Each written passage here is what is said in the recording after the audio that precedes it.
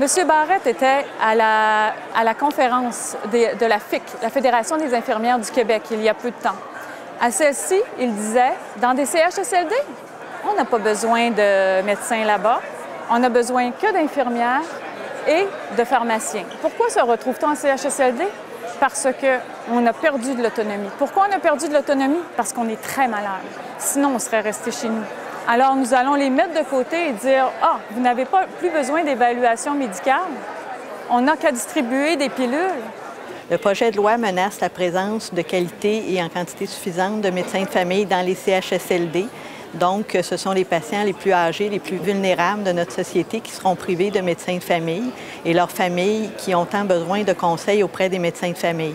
C'est vraiment à coût de quelques minutes par consultation. C'est impossible de prendre en charge la globalité du patient, surtout les plus vulnérables. J'en sais quelque chose. Je fais beaucoup de soins palliatifs, beaucoup de patients en gériatrie aussi, donc les patients les plus âgés qui ont plusieurs problématiques de santé. C'est pas quelque chose qu'on veut prendre à la légère. La médecine rapide, c'est pas quelque chose qui nous intéresse. Nous, c'est vraiment la qualité des soins.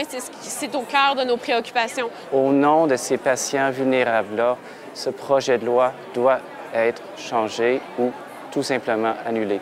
On empêche les médecins de suivre ces clientèles-là de manière efficiente, puis on s'assure juste qu'on fasse de la médecine de volume, de la médecine qui inclut que vous soyez jeune, en santé et que vous ne consultiez jamais d'autres personnes.